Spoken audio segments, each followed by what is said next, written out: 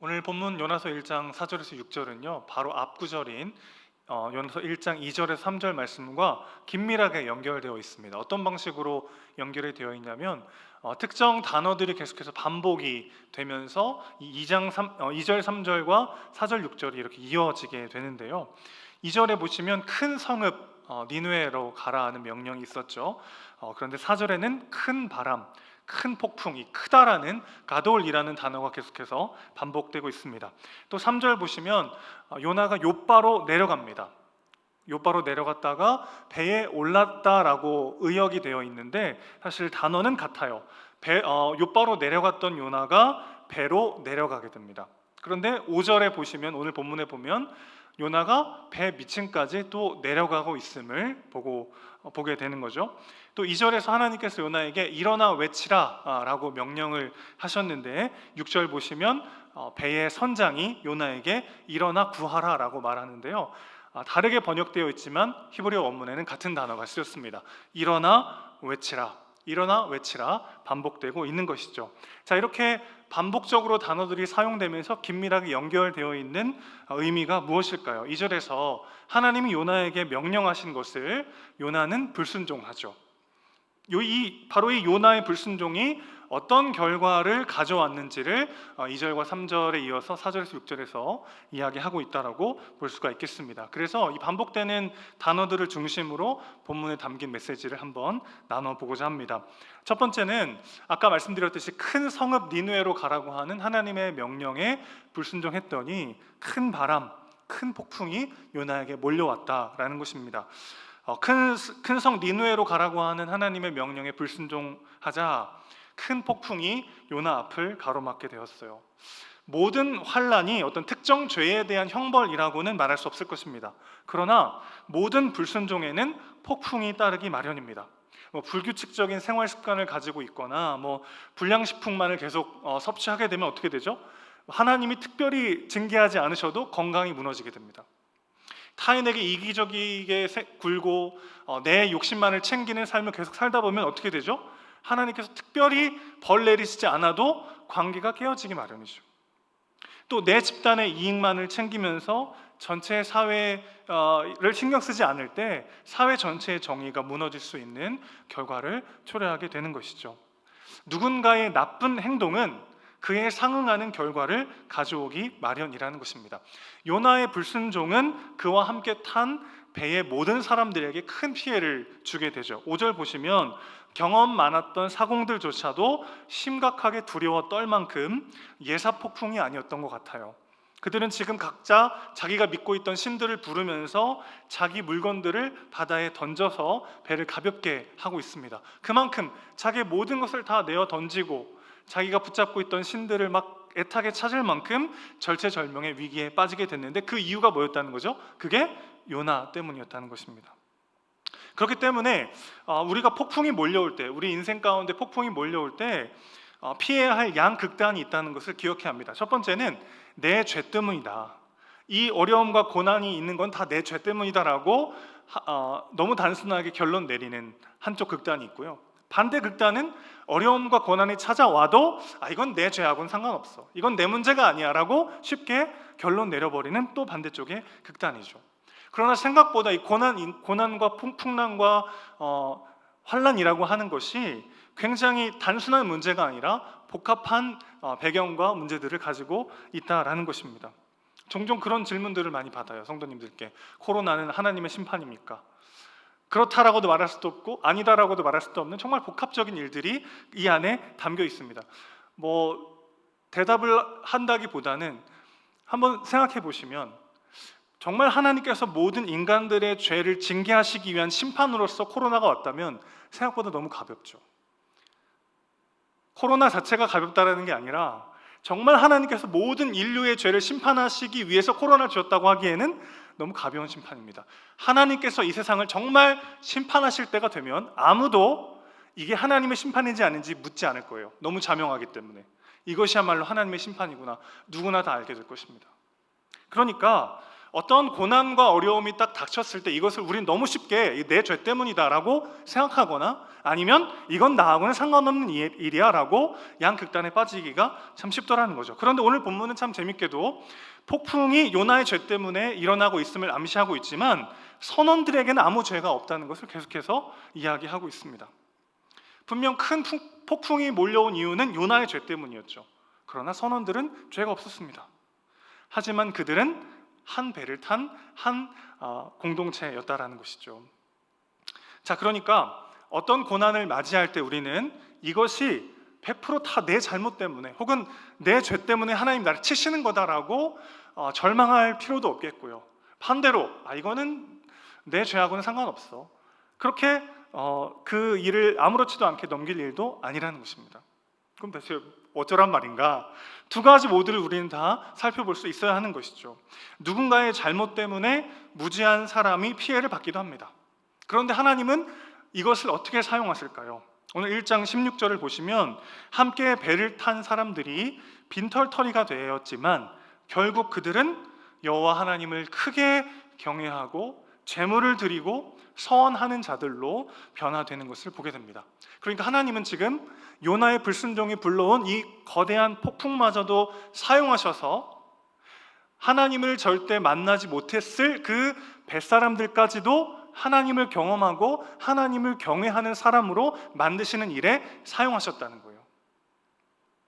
요나의 죄가 큰 폭풍과 풍랑을 일으켰지만 그 사실은 사공들의 죄와는 전혀 상관없는 고난이었지만 하나님은 그것마저도 사용하셔서 합력하여 선을 이루시는 분이시라는 것입니다. 다시 한번 강조하고 싶어요. 우리는 한 배를 탄 존재들입니다. 그래서 때로는 내 죄 때문에 고난당할 때 있고 때로는 내 죄 때문에 고난당할 때가 있어요. 그래서 내 눈앞의 어려움과 환난을 너무 쉽게 그냥 단정지어 넘기기에는 여기에는 참 많은 것들이 복합적으로 담겨 있다는 것이죠. 그래서 혹여나 내 죄와는 전혀 상관없는 혹은 왜 대체 나에게 이런 어려움과 환난이 왔을까 이해되지 않을 때 우리는 이유를 알 수 없는 고난 가운데에서도 그 모든 것들을 사용하시고 합력하여 선을 이루시는 하나님을 의지해야 될 줄로 믿습니다. 이유를 알 수 없는 고난 가운데 낙심할 필요가 없는 것은요, 하나님은 그것마저도 지금 사용하셔서 우리에게 가장 좋은 것으로 주실 수 있는 전능하신 분이시라는 것이죠. 그렇기 때문에 누구의 죄 때문이야를 묻거나 왜 내가 이런 고난을 당해야 되냐라고 묻기보다는 고난이 찾아왔을 때 나 자신을 돌아보고 내가 정말 하나님을 의지하지 않고 내가 주인 되어 살아가고 있는 삶의 영역은 없는지를 살펴봐야 하는 것이죠. 그렇다면 내 죄 때문이라 할지라도 하나님은 그것을 용서하시고 다시 회복시켜 주실 뿐만 아니라 나와 상관없는 고난 가운데 빠져 있다 할지라도 그것이 오히려 우리에게 선이 되는 것을 우리는 경험하게 될 줄로 믿습니다. 고난을 통해 더욱 정금과 같은 하나님의 사람으로 나오게 된 인물들을요, 우리는 성경에서 얼마든지 발견하게 되죠. 다윗과 사울을 한번 비교해 보십시오. 다윗이 죄에 빠졌을 때 엄청난 고난과 어려움을 경험하게 됐어요. 그때 그는 하나님 앞에 엎드려 회개했습니다. 그리고 바로 그 넘어짐이 다윗으로 하여금 더욱더 신실하게 하나님을 붙잡고 하나님을 의지하게 했던 새로운 방식의 통로가 되었던 것이죠. 그런데 사울은 어떻습니까? 하나님의 명령에 불순종하여 아말렉의 족속들을 진멸하지 않고 거기서 무언가를 실족했는데 그것을 사무엘 선지자가 지적하니까 하나님께 회개할 생각은 하지 않고 백성들 앞에서 내가 어떻게 보일지에 집중했던 사람이죠. 그래서 그는 그 불순종과 그것에 대한 징계를 모면하지 못했습니다. 그것이 바로 그의 처음이자 마지막 넘어짐이요 치명적 실패가 된 것이죠. 자, 지금 무슨 얘기를 하고 있는 것이죠? 우리가 넘어질 수 있어요. 우리가 고난 가운데 처할 수 있습니다. 나의 죄 때문에 모든 것을 망쳐버릴 수 있고 나의 잘못된 선택 때문에 어마어마하게 큰 풍랑이 몰려올 수 있단 말이죠. 그럴 때 우리가 어떻게 해야 합니까? 하나님을 붙잡고 다시 나를 용서하시고 회복시키시고 일으키시는 그 하나님을 의지할 때 그게 끝이 아니라 새로운 시작으로 만드시는 하나님의 역사를 경험하게 될 줄로 믿습니다. 때로는 내 죄와는 전혀 상관없는 풍랑이 몰려올 때 우리는 어떤 걸 기억해야 하죠? 이 모든 것들을 통해서 하나님이 우리를 더욱더 선한 길로 인도하실 것이다. 그것을 의지하고 신뢰할 때 우리는 다시 일어설 수 있는 힘을 얻게 될 줄로 믿습니다. 베드로와 가룟 유다도 이런 관점으로 이야기할 수 있을 것 같아요. 똑같이 예수님을 팔아버리고 모른다고 도망갔던 그들이지만 베드로는 예수님 앞에 달려왔습니다. 그래서 네가 나를 사랑하느냐 3번 물으시는, 의도적으로 3번 물으시는 그 주님의 물음 앞에 입이 10개라도 원래는 할 말이 없어야 되잖아요. 사람이 염치가 없어도 어떻게 그렇게 없나요? 다가가가지고 네 사랑합니다, 제가 사랑하는 줄 주님이 아십니다. 사람이 어떻게 이렇게 뻔뻔한지 모르겠어요. 어떻게 이렇게 염치가 없는지 모르겠어요. 그러나 그의 그 뻔뻔함과 염치 없음이 그의 회복의 시작이었죠. 하나님 앞에는요 여러분, 무언가를 갖춰야 되는 게 아니고 무언가가 없어야 되더라고요. 내가 무언가를 갖춰야만 하나님 앞에 나아갈 수 있는 것이 아니라 무언가가 없어야 돼요. 없을수록 하나님께 나아갈 수 있어요. 염치가 없어야 돼요. 자격이 없어야 돼요. 그 모든 것들이 없어도 우리는 하나님께 나아갈 수 있습니다. 그것을 우리는 은혜라고 부르는 거죠. 오히려 하나님의 은혜 말고는 내가 붙잡을 데가 없고 하나님의 신실한 사랑 말고는 내가 의지할 데가 없다라고 고백하는 바로 그 사람이야말로 하나님의 능력을 경험하는 인생을 살게 될 줄로 믿습니다. 가룟 유다는 어땠어요? 반면에 너무나도 탁월한 사람이에요. 이 사람 책임감이 아주 투철한 사람입니다. 자기가 잘못한 건 자기가 책임지는 확실한 사람이에요. 그래서 그는 가장 비참한 인생을 살고 말았죠. 고난 앞에 우리는, 내 삶에 다가오는 큰 풍랑 앞에 우리는 그 어떤 의미와 방향과 목적을 깨닫지 못하고 방황하며 후회와 분노와 원망으로 오늘 하루를 보낼 때도 있습니다. 그러나 그때 우리가 집중해야 될 것은 무엇입니까? 여전히 나와 함께 하시고 여전히 나를 사랑하시고 이 모든 것들을 통하여서도 합력하여 선을 이루실 수 있는 하나님을 바라봐야 할 줄 믿습니다. 그게 요나의 유일한 소망이었던 것이죠.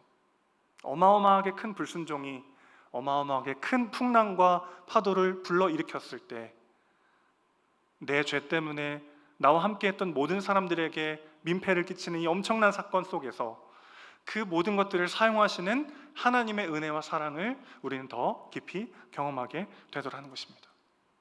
그래서 요나는 여전히 지금 영적 무기력함에 빠져 있어요. 계속해서 반복되는 구절이 뭐였습니까? 요나가 내려갔더라, 내려갔더라, 내려갔더라예요. 요나는 계속 그 상황이에요.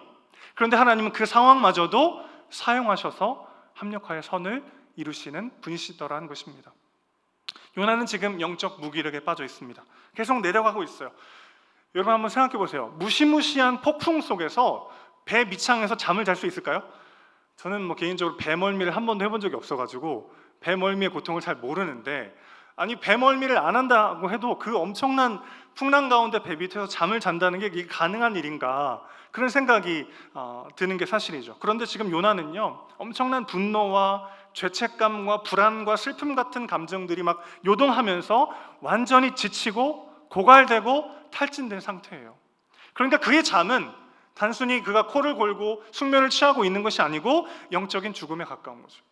어마어마한 영적 탈진을 지금 그가 경험하고 있더라는 것입니다. 그는 욥바로 내려갔어요.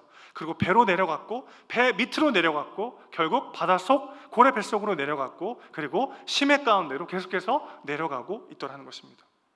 우리 모두가 하나님과의 관계에서 오는 영적 공급이 없이는 무기력과 탈진과 영적 고갈의 상태에 빠질 수밖에 없다는 것입니다. 내가 과거에 하나님을 얼마나 깊이 경험했는지와 상관없이요, 지금 내 신앙의 열수가 얼마나 됐는지와 상관없이 우리 모두는 그래서 오늘도 복음이 필요한 것이죠. 이 요나의 영적 침체를 극명하게 보여주는 잣대가 있어요. 뭐냐면 옆 사람의 괴로움이 전혀 와닿지 않는다는 것입니다. 지금 다 죽게 생겼어요. 자기 때문에. 그 모든 선원들이 자기 재산 다 날렸고요 이미. 그리고 지금 죽음의 위기에 빠져 있는데 요나 혼자 아무 관심이 없습니다. 자기 문제에만 빠져 있는 요나. 오히려 이방인이었던 그 선원들과 선장이 공공선을 추구하는, 우리 어떻게 다 함께 살 것인가에 집중하고 있는데 요나만큼은 지금 그 모든 것에 관심이 없어요. 여러분 이건 단순히 요나가 이기적이다라는 것을 보여주는 게 아니라 그의 영적 상태가 지금 어떻다는 거예요? 그가 지금 탈진에 빠져 있다는 것입니다. 옆 사람을 사랑하고 돌보는 일은 단순히 특별한 사람만 할 수 있는 일이 아니라 우리의 영적 바로미터라는 것을 기억하셔야 합니다.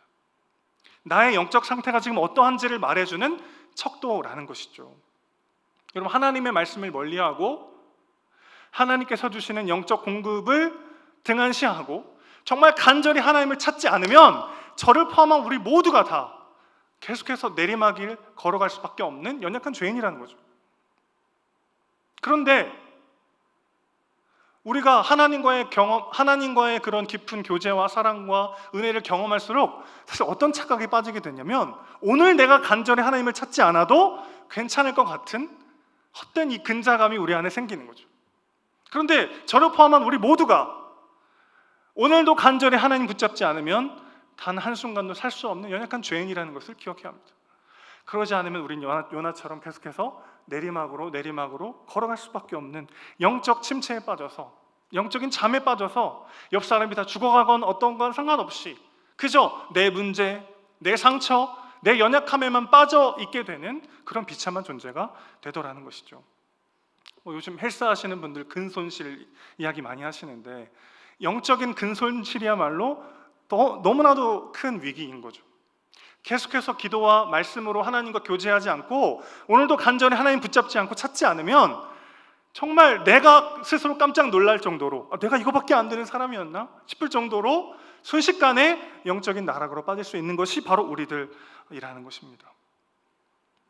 그런데 오늘 본문뿐만 아니라 요나서 전체가 이 요나의 정말 밑바닥까지 간 인생이 어떻게 역전됩니까?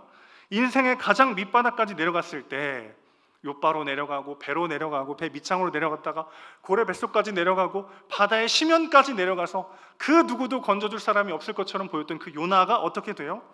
바로 거기서 하나님을 또 만나죠. 하나님을 가장 인생 밑바닥에서 그는 또 경험하게 됩니다.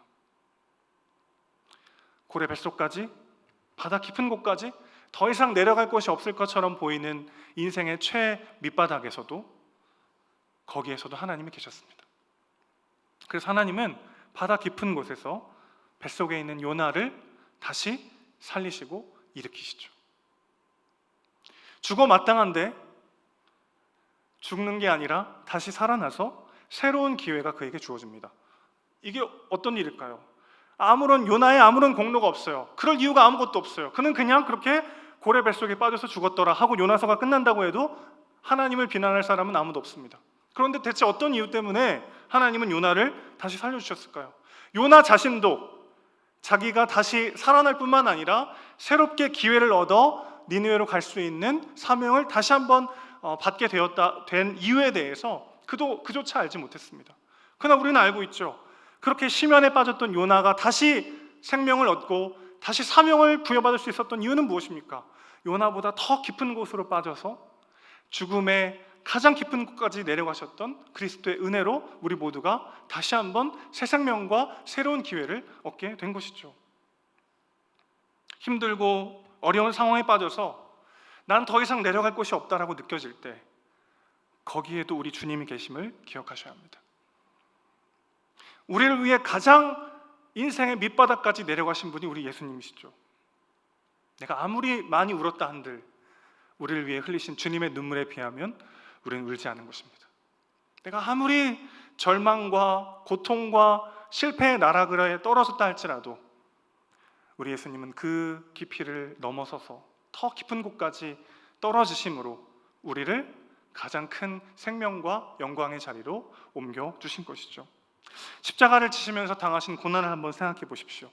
육체적 고통은 제가 굳이 말할 필요가 없을 것 같아요. 다 아실 것 같아요. 그런데 육체적 고통뿐만 아니라 예수님이 당하셨던 정신적 고통이 어마어마했다는 것을 우리는 알 수 있습니다. 일단 제자들의 배신을 당했어요. 가는 곳마다 구름대처럼 몰려들었던 그 많은 군중들이 호산나 다윗의 자손이여 우리를 구원하소서 했던 그들이 그 외치던 손으로 주님을 향해 비난의 돌을 던졌습니다. 사람의 배신을 당해보면요 그게 얼마나 가슴 찢어지는 일인지 알게 되죠. 또 침뱉음의 모욕을 당하셨어요. 여러분, 누군가가 나를 무시하거나 나를 제대로 대우해주지 않을 때 얼마나 참 마음이 무너져 내립니까? 예수님은 자기가 창조한 그 사람들에게 침뱉음의 모욕을 당하셨죠. 또 억울한 누명을 쓰셨어요. 이 억울한 누명 때문에 목숨을 끊는 사람도 얼마나 많이 있어요. 이 억울함을 어떻게 하지 못해가지고 잠 못 자고 정말 어떻게 해야 될지 모르는 고통 속에 살아가는 사람들이 얼마나 많이 있습니까? 그런데 예수님은 만왕의 왕이시면서도 잘못된 누명을 쓰고 십자가에 돌아가셨습니다. 또 영화나 이런 그 작품들 보면 그래도 예수님 바지는 입혀주잖아요. 근데 실제로는요, 빨개 벗겨서 십자가에 못 박았습니다. 그러니까 엄청난 벌거벗김의 수치를 당한 거죠. 그러니까 배신과 모욕과 누명과 수치를 받으신 분이 우리 예수님이시죠. 누굴 위해서요? 우리를 위해서. 그런데 더 심각한 문제가 있어요. 이 모든 예수님의 십자가의 고통과 치욕과 모욕과 좌절을 그의 어머니 마리아가 다 지켜봤다는 것입니다. 여러분, 고통 당할 수 있어요. 우리가 누군가에게 무릎 꿇을 수 있고, 누군가에게 모욕당할 수 있고, 누군가 때문에 상처받고 수치와 누명을 배신을 당할 수 있습니다. 근데 그걸 내 가족이 본다는 건 전혀 다른 차원이죠. 내가 당한 그 수치와 고통은 어떻게든 내가 견딜 수 있겠는데, 내 그 고난과 고통과 수치와 모욕을 나를 가장 사랑하는 내 어머니가 옆에서 보고 있다는 사실은 너무너무 비참하고 너무 송구스러운 일이죠. 어찌 보면 인간이 당할 수 있는 고난과 모욕 가운데 가장 비참하고 가장 처절하고 가장 밑바닥까지 떨어지신 분이 우리 예수님이시죠. 그래서 십자가에서 예수님은 굳이 그 고통 가운데서도 요한에게 어머니를 부탁하셨나 봐요. 새삼 오늘 말씀 묵상하는데 그 장면이 너무 의미 있게 다가오더라고요. 예수님의 고난 자체도 너무 컸지만 그 모든 고난을 그를 낳았던 어머니 마리아가 다 지켜봤다는 사실이 얼마나 예수님의 마음을 갈기갈기 찢어 놓았을까. 얼마나 그의 인생을 나락으로 떨어뜨리는 비참한 일이었을까. 이 모든 고난이 왜 필요했습니까? 왜 굳이 십자가가 이렇게 비참하고 절망적이고 왜 이렇게 고통스러워야만 했나요? 우리의 모든 고난을 다 더한다 할지라도 그분이 우리를 위해 당하신 그 고난에 비하면 우리가 아무것도 아는 것이 될 수 있을 정도로 그분이 우리를 위하여 친히 가장 밑바닥으로 내려가심으로 우리가 아무리 아래로 내려간다 할지라도 우리 주님은 거기서 우리를 만나 주실 것입니다. 그러니 이제는 끝이고 더 이상 내려갈 것이 없고 이제 내 인생은 여기서 끝났다라고 여겨질 때 바로 거기에도 예수님이 계시다는 것을 기억하시기를 주님의 이름으로 축원합니다. 그래서 오늘 주님 우리에게도 다시 말씀하시는 거죠. 그 자리에서 다시 일어나 외치라. 어떤 실패와 상실, 어떤 고난과 역경을 경험하고 있든지 바로 그 자리에서 네가 어디에 있든지 바로 그 자리에서 어디까지 내려갔는지와 상관없이 바로 그 자리에서 다시 일어나라고 우리 주님 말씀하고 계신 것이죠. 그래서 마지막 세 번째 본문에서 계속 반복되고 있는 말은 일어나 외치라라는 말씀입니다. 하나님께서 처음 요나에게 일어나 저 큰 성 니느웨로 가서 외치라고 말씀하셨었죠. 그런데 지금 자고 있는 요나에게 다시 한번 선장이 찾아와서 말하는 거예요. 일어나 구하라. 다른 단어로 번역되어 있지만 히브리 단어는 같은 단어입니다. 그러니까 이방 선장의 입에서 나온 메시지가 뭐예요? 하나님이 처음 요나에게 주셨던 말씀을 상기시키는 같은 단어인 거죠. 자는 자여 어찌미냐 일어나 구하라. 일어나 외치라. 다시 한번 하나님은 이방 선장을 통해서라도 요나에게 한 번 더 말씀하고 계시더라는 것입니다. 이게 하나님의 은혜죠. 요나가 가장 인생의 밑바닥에 떨어져 있을 때 이방 선장을 보내서라도 요나에게 말씀하시는 하나님. 일어나 외치라. 네가 어떤 실패를 경험했고 어떤 상처를 경험했고 어떤 자리에 있든지와 상관없이 일어나 외치라. 오늘 우리에게도 다시 한번 말씀하고 계십니다. 우리 하나님은 돌들로도 찬양받으실 수 있는 분이십니다. 하나님은 이방인을 통해서도 말씀하시는 분이시죠. 그들의 의도와 욕망과는 상관없이 그들의 삶을 사용하셔서 우리에게 말씀하실 수 있는 분이십니다. 문제는 우리가 듣지 못한다는 거죠. 하나님이 지금 이방 선장을 통해서라도 요나에게 또 한 번 말씀하시는데 요나는 지금 듣지 못하고 있는 거죠. 이게 우리의 모습일 수 있다는 것입니다. 하나님이 이렇게 정말 간절히 끊임없이 우리에게 외치고 계신데 일어나 외치라. 일어나 구하라.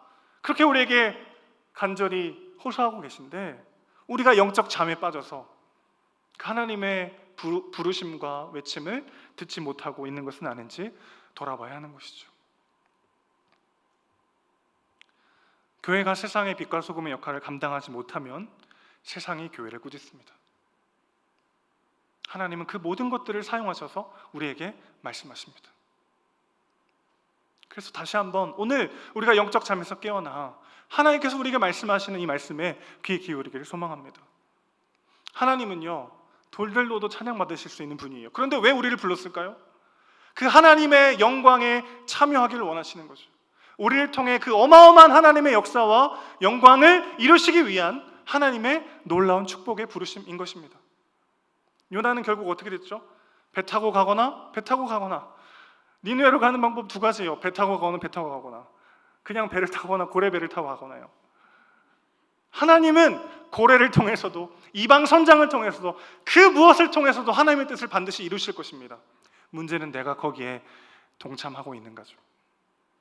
하나님의 뜻은 반드시 이루어질 것입니다. 내가 얼마나 잘났냐 못났냐 성공했냐 실패했느냐와 상관없이요. 그러나 하나님은 하나님의 이루시는 그 엄청난 계획과 뜻 가운데 우리를 껴주시는 거죠. 그 영광을 함께 누리자고 우리를 초청하고 계십니다. 오늘 우리는 우리의 시간과 물질과 마음을 무엇을 위해서 사용하고 있는지를 다시 한번 돌아봐야 할 줄 믿습니다. 여전히 영적 잠에 빠져서 주변을 돌아보지 못하고 하나님께서 이런 나이기 때문에 감당할 수 있는 사명을 주셨음에도 불구하고 그것과는 전혀 상관없는 삶을 살다가 점점 더 내리막길로 빠져들고 점점 더 영적인 탄식과 어떤 고통을 당하고 있음에도 불구하고 그 인식조차 하지 못한 채 하나님을 향한 말씀에 귀를 닫고 있지는 않은지 돌아봐야 하는 것이죠. 때로는 그런 절망이 찾아오기도 해요. 내가 뭐 일어나서 외친다고 해서 무슨 변화가 있을까? 이거 뭐 계란으로 바위치기 아닌가? 그런 생각이 들 때가 있죠. 내가 속한 자리에서 용서하고 사랑하고 섬기고 하나님 나라의 가치로 살아가기에는 주님 너무 늦었습니다. 주님 그러기에는 내 힘이 너무 약합니다. 그러기에는 상황이 너무 만만치 않아요. 하나님 그러기에는 나만 그냥 바보 되고 끝납니다. 그게 솔직한 심정일 때가 있어요. 다윗은 물맷돌을 던졌는데 골리앗의 이마가 깨졌잖아요. 근데 우리 현실 속에 그런 기적이 자주 일어납니까? 그런 기적이 잘 안 일어나잖아요. 바위를 향해 계란 던지면 어떻게 됩니까? 바위가 깨지는 기적이 있나요? 물론 지금도 하나님은 그런 일을 하실 수 있다고 저는 믿습니다. 그런데 제가 살아온 삶에서는 100번을 던지면 100번 계란이 깨지더라고요. 그런데 바위에 계란을 던지면 100번 계란이 깨진다 할지라도 그 계란이 깨진 그곳에 하나님이 생명의 씨앗을, 말씀의 씨앗을, 능력의 씨앗을 내리셔서 그 씨앗이 자라나 나무가 되어 바위를 쪼개는 역사를 우리는 보게 될 것입니다. 내가 하늘에 미랄되어 깨어지고 나의 작은 순종을 사용하시는 하나님의 놀라운 역사를 경험하게 될 줄 믿습니다. 그래서 우리는 바위를 깨려고 계란을 던지는 사람들이 아니라 내가 깨어져서 하나님의 사역에 거름되어 그분의 영광과 일하심을 보기 위하여 오늘도 나 자신을 세상을 향해 던지는 것이죠. 요나에게 하나님 다시 한번 말씀하십니다. 자는 자여 어찌미요 일어나 외치라. 우리가 속한 바로 그 자리에서 오늘도 다시 일어나 하나님의 말씀을 마음에 새기며 그 말씀과 부르심대로 주어진 하루를 살아내고, 그래서 때로는 더 깨지고 나만 손해보고 끝나기도 하고 더 큰 절망과 낙심이 온다 할지라도 그 모든 것까지 사용하셔서 우리를 마침내 영광스러운 하나님의 나라로 인도하시며 하나님의 자녀로 완성시키실 그 하나님을 신뢰하며 담대히 오늘 하루를 살아내시는 저와 여러분 되시기를 주님의 이름으로 축원합니다. 기도하겠습니다. 함께 찬양하고 합심하여 기도.